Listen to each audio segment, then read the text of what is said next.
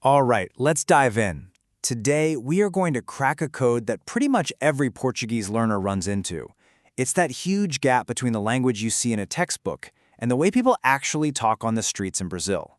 We're going to go way beyond just grammar rules and really uncover how people speak so you can sound a whole lot more natural. You know that feeling, right? You spend all this time memorizing these perfect phrases, and then you try to have a real conversation, and it just doesn't sound right. Well, that's exactly what we're going to fix today. And we're going to start with the very first piece of the puzzle, those action verbs. So this first piece of the code is something you're already super familiar with from English. It's that continuous action verb, running, eating, learning. This is going to be the foundation for building sentences that sound genuinely Brazilian. Okay, so the fancy technical term for this is the gerund. But don't let that word scare you. It's actually really simple. It's just that ing form we use for things that are happening right now. So in Portuguese, if you take the word trying, it becomes tentando. See that ando at the end? That's our first little clue. And here's the best part. It's not random. There's a system. Verbs that end in R, like tentar, they get that ando ending. Verbs that end in R, like comer, get an endo ending. And you guessed it, irverbs like assistir get an indo ending. It's a totally predictable pattern, and that's the first key we need to crack this thing. Okay, so now that we have our action words, our gerunds, what do we do with them? Well, let's start using them. We can go from just this one little word all the way to a complete, useful thought. Let's start with our one little building block, tentando. It means trying. Simple enough. Now, if you want to say, I am trying, your textbook will probably tell you to say, eu estou tentando. But here it is, our first real secret. In spoken Portuguese, estou gets shortened to just tô. So what you actually hear is, eu tô tentando. And from there, look at that. We can build a whole sentence that you'd actually use, eu tô tentando aprender português. I'm trying to learn Portuguese. That tiny little word, tô, is the secret ingredient. Let's dig into exactly what that is. All right, now we're getting to the really good stuff. This is one of the biggest shortcuts that separates someone who sounds like they're reading from a book from someone who sounds like a native speaker. This is the stuff they usually leave out. And here it is, plain and simple. The formal, by-the-book way to say I am is eu estou.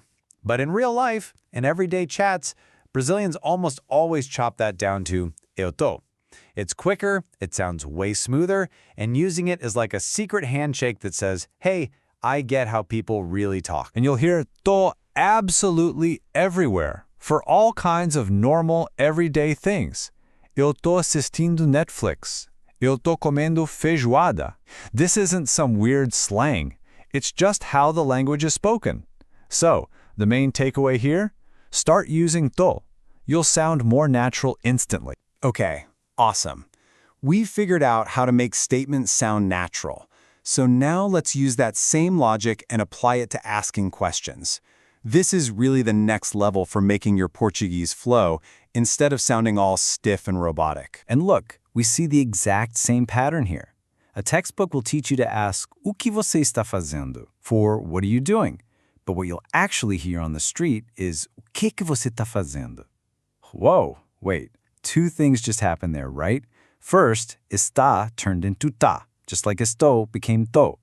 And second, a whole other K just popped in. So what's the deal with that extra K? If you translate it literally, you're saying something clunky like, what is it that you are doing? But that's not the point. In Portuguese, it's all about rhythm. It adds this little conversational bounce that softens the question and just makes it flow better. Think of it like a little piece of musical glue. And this isn't some weird one-time thing. It's a consistent pattern. It works the same way with why.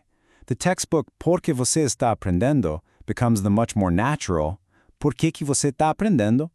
That que plus tá combo, that is a game changer for sounding authentic. So let's pull all of these little secrets together. We've seen the building blocks. We've learned the shortcuts. Now let's see what it all looks like when you compare the textbook version to the real-world conversation. This right here is the heart of it all. This is the big takeaway. It's not just a little different, it is very different.